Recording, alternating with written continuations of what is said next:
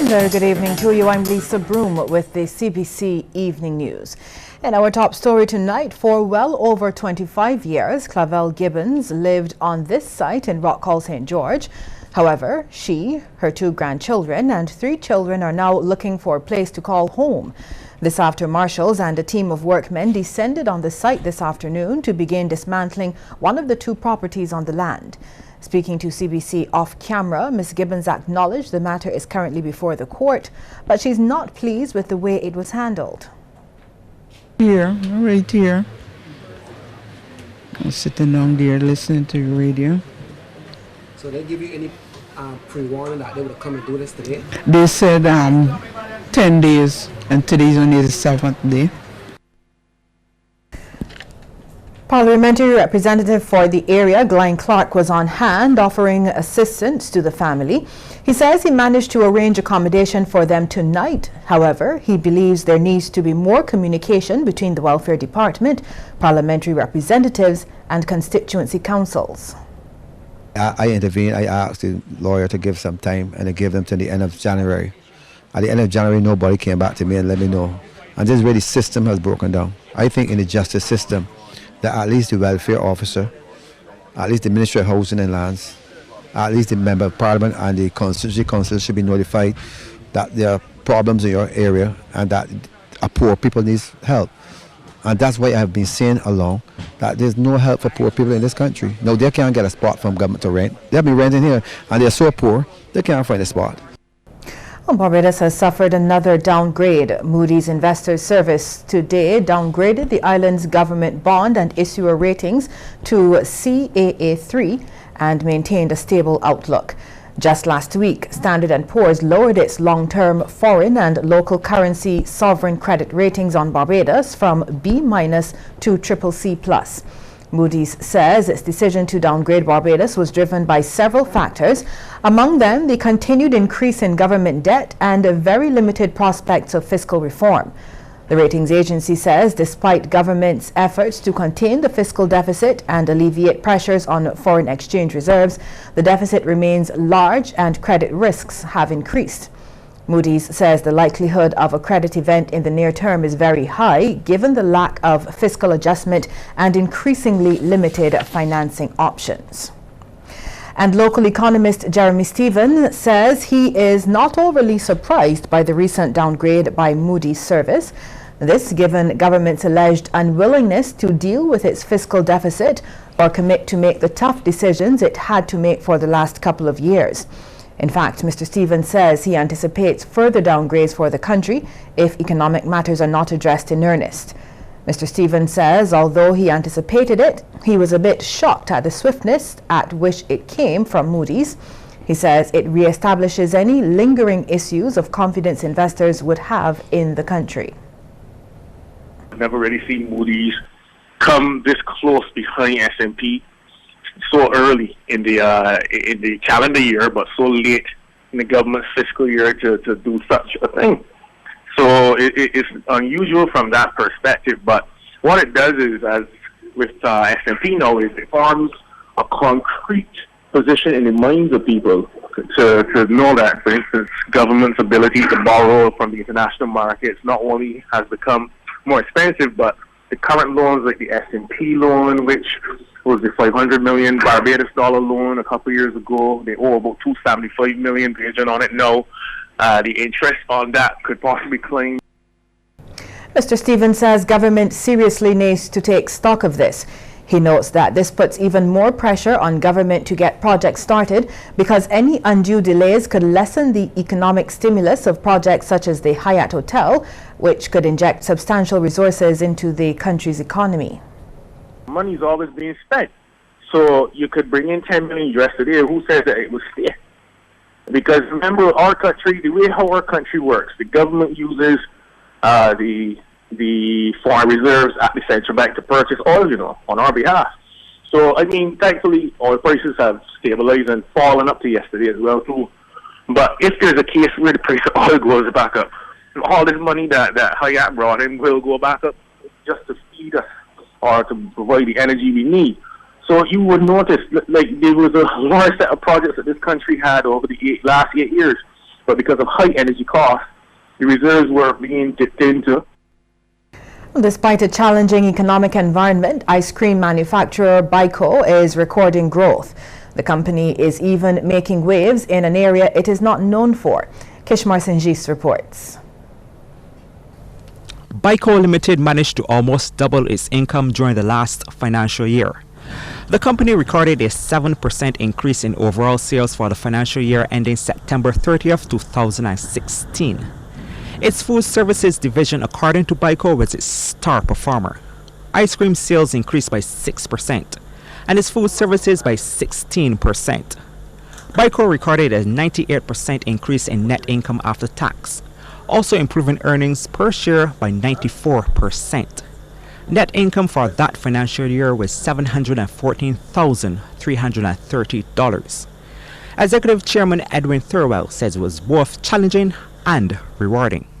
Disposable income is not slushing around as it usually is. It's a little tight. However, it's not a disaster. All it means is that we have a challenge for the rest of this year that's remaining, which is just over half. We have to do something spectacular to try and generate revenue, sales, and to keep things moving forward. I think it's not an understatement to say the future is uncertain.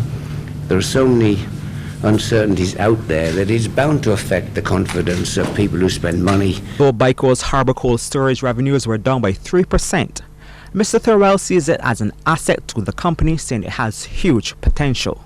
If there is a hurricane and everybody's lights go out, we probably will be able to save the nation because we have 2 generating sets.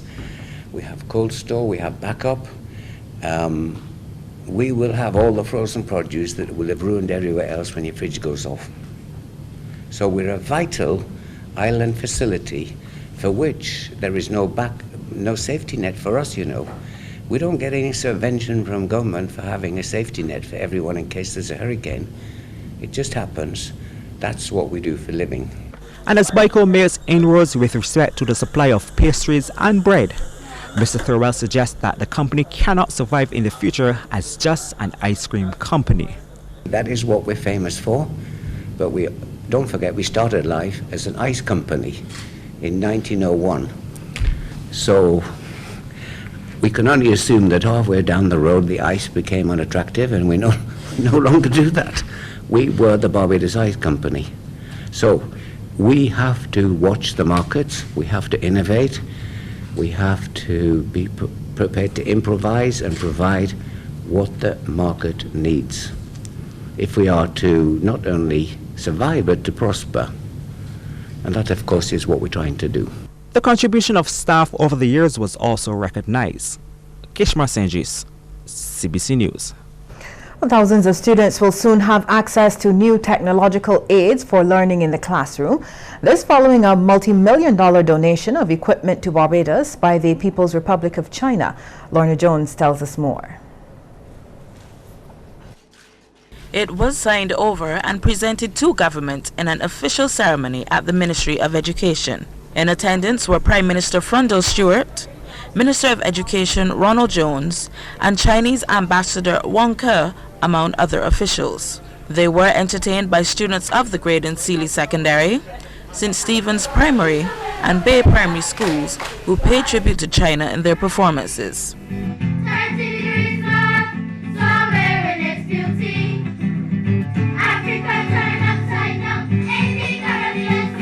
Public and registered private schools across the island will be the recipients of the donation, along with some tertiary and other educational institutions. They will receive 3,000 desktop computers, 2,000 laptops, and 9,000 tablets. Chinese Ambassador Wang Ke says education is always a priority.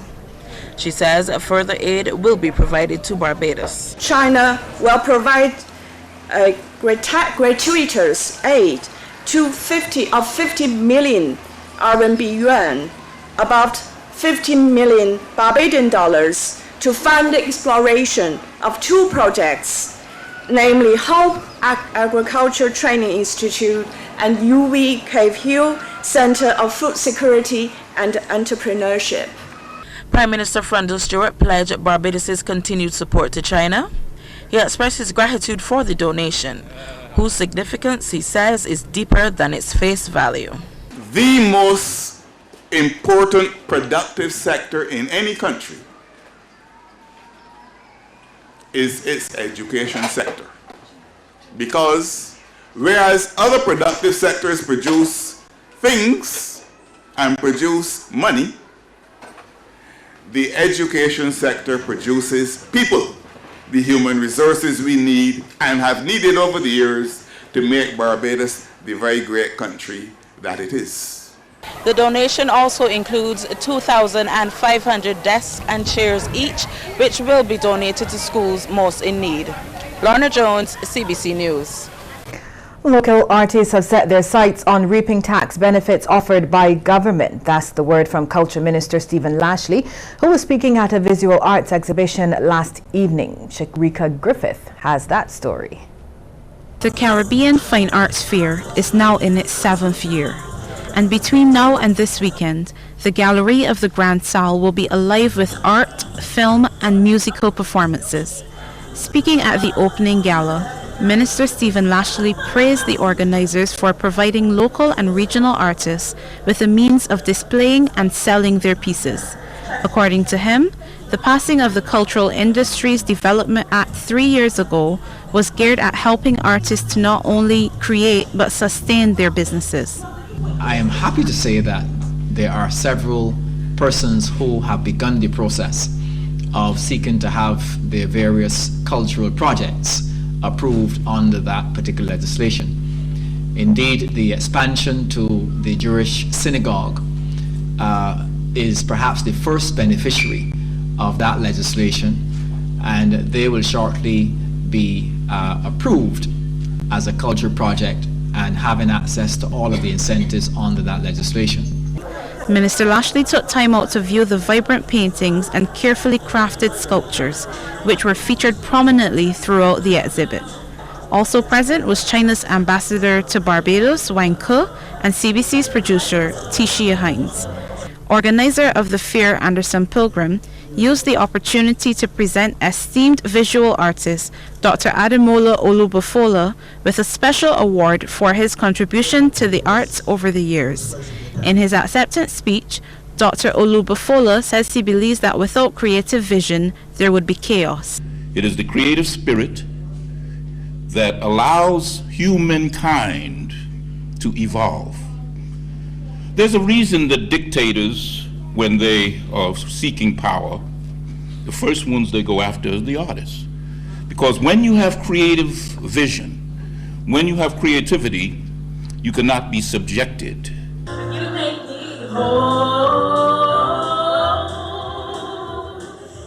Patrons were also treated to a performance by the Siamese Sisters of New York. The exhibit is set to conclude on Sunday. Sharika Griffith, CBC News.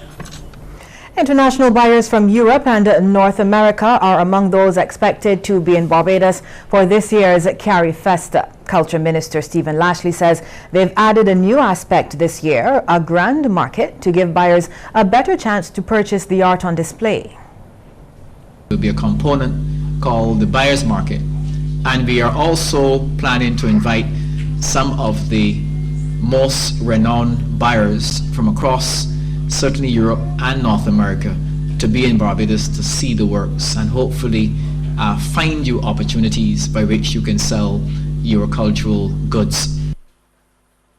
The minister hopes that the buyers will be so impressed with what they see, they will make the festival an annual event on their calendars. And hopefully in the years ahead, when we have future Carry Festas, we see this as an opportunity by which the Caribbean can be on the world stage, and that buyers will put that dot in their calendar that they will be available to attend future Carry Festas. Coming up, Barbadian students call for transparency and fairness in UWI Guild elections. We'll have that story and more just ahead on the evening news.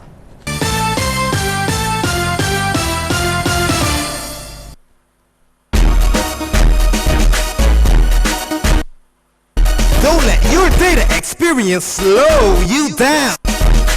Step up to Digicel, Barbados' fastest 4G network, more than twice as fast as the slow network. Get more with Digicel.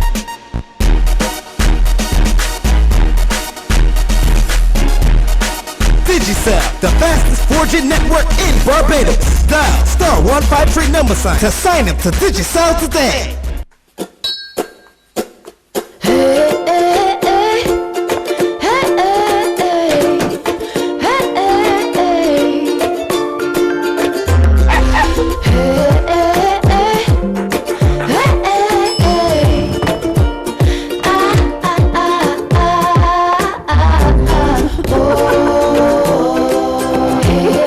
Soft, thin, and 2 times more absorbent. You hardly know it's there. Carefree. Free to be you. Need affordable motor insurance?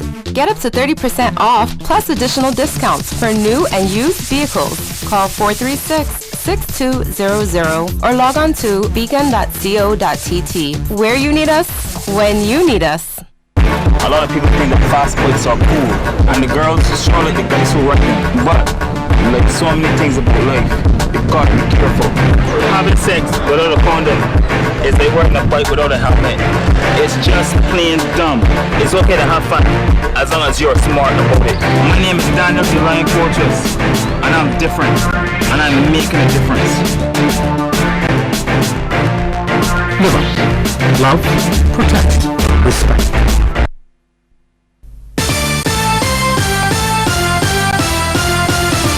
The UWI Guild Council has taken a blow from the Barbados Students Association at the University of the West Indies. The president of the BSA, Kareem Smith, says the association will fight for justice and transparency with respect to how the election process is being conducted. Mr. Smith addressed attendees at an emergency meeting to highlight an incident that occurred where 3 Barbadian students were barred from participating in this year's Guild elections. After everything is said and done, and there is 1 Barbadian on the executive committee of the Guild, if there are 3 Barbadians, if there are none at all, it does not matter very much to me. Of course, I would like it to be so. But after we're finished, if everything is clear and everything is done properly and fairly, and there are no Barbadians on the executive committee of the Guild, I will be satisfied. The students were barred from the election process because they did not meet the necessary requirements. Chairperson for the Guild of Students, Rico Blackman, argued that once a person is a student of the university, he or she is eligible to run in the Guild elections. He added that barring a student for a GPA below 2.0 is not a requirement in the election code. It is a constitutional right of every full member of the University of West Indies to be able to run for office of the Guild of Students. And by having such a stipulation, essentially what you're doing is that you're disbarring or basically cutting off a particular section of the student population who would then be eligible to run for these elections. On top of that, saying that the action is actually even printed on the election form, that would also be a discouragement to persons who would have been interested in running because they felt as if they would not have met the eligibility requirements. When contacted, Public Relations Officer of the K-Phil campus of the UWI, Charleston Lovell, told CBC the president of the Guild of Students, Alvin Harris, is preparing a statement on the matter. Excessive long delays, queues, and an unwelcoming environment should not be the first experience for visitors entering the island through the Grantley Adams International Airport. And Chief Executive Officer of the Barbados Hotel and Tourism Association, Rudy Grant, says efforts are on to effect some changes. 16 passport kiosks will be added along with a number of proposed measures. Initially, these kiosks will be for the use of CARICOM nationals only, and that includes Barbadians. Removal of that portion of the wall in the arrivals terminal from the area where the BTPA office is located to the end where the opening is for the entry to the customs officers. Introduction of scanners in the customs area in the arrivals terminal. Reintroduction of sniffer dogs in the arrivals terminal. and removal of immigration on departure. Mr. Grant also addressed the issue of visitor harassment. The Safety and Security Committee has discussed this. The Royal Barbados Police Force, which is a member of the committee, is conducting further investigation on this matter, and they will report thereafter. VAT refunds. The Barbados Revenue Authority informed that it is challenging, given the cash flow realities, to consistently provide an offset for VAT owed to members. The Finance Committee of the BHDA, on behalf of its members, is proposing to initiate discussions with the banking sector about the possibility of providing a factoring program. And during debate in the Senate last evening, it was posited that Barbadians will benefit from government's efforts to plug the leaks in its tax collection system. This is being stressed by Government Senator Harry Husbands. He believes if government collects all of the taxes due, that would allow it to reduce the tax rate. The amount of taxes that I pay is that high because there are people not paying. People who should be paying. That is why my taxes are going to all the money. Because there are people not paying for whatever reason, good reason or bad reason. I pay. Thousands of other Barbadians pay. So that if we stop the leakages, the tax rate can come down. That's what we're aiming at here. Imagination, creativity and application. That was the aim of the first ever Book Character Day held recently at the Springer Memorial School. Kimita Jones tells us more. Almost every student at the Springer Memorial School was thinking about the books they've read. Literacy specialist Alison Murray told CBC News that the Book Character Day taught the students about character interpretation and connecting fiction to their surroundings. She says the Book Character Day is a new way to promote interest in literature in secondary schools. We also wanted to give them options to make some linkages with some of the texts that they would have been studying. We do have displays on Trinidadian cuisine, Jamaican cuisine, and these would sample obviously from our Butts Harriet's Daughter, from Scrap Morrison, giving the girls an opportunity to see and to sample these types of cuisine. We have Liat here with us. Much of Harriet's Daughter deals with Zuma trying to get back to Tobago, and of course Liat will be a good way to get there. May not take us directly to Tobago, but at least to Trinidad. So the girls will start making connections between things they have read and things that are actually in their environment. Mariana Harewood, who was dressed as Snow White, shared her thoughts on Character Day. I think it's very good because it teaches us more about literature. And Aria Lane was happy about the theatrical opportunities that were included in the day's activities. It helped us to feel how the character feels when they're performing in different movies and stuff. Jamie Goodrich chose to dress as Tiana from The Princess and the Frog because she could relate to the character. I chose my character because she is very independent, because her dad had a dream of opening a restaurant and she carried on that dream and she opened the restaurant. Ms. Murray says 120 students from Forms 1 to 3 and senior theatre art students were involved.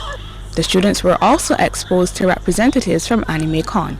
Rep. Ashley King says the children were excited about the opportunities for artists in Barbados. A few of them know about it, but the majority don't know about AnimeCon. So when we tell them about it, when they see what AnimeCon produces with regards to the costumes and stuff, they're so excited. It's like some of them already want to have ideas of what costumes to make. So we're getting really good feedback and response from the students. They absolutely love it. It was obvious that the Character Day was successful, so that students like Zaya Wiggins-Price, who weren't dressed in costume, plan to get involved in next year's Book Character Day. Kimita Jones, CBC News. Still to come, a look at some of the stories making headlines across the region.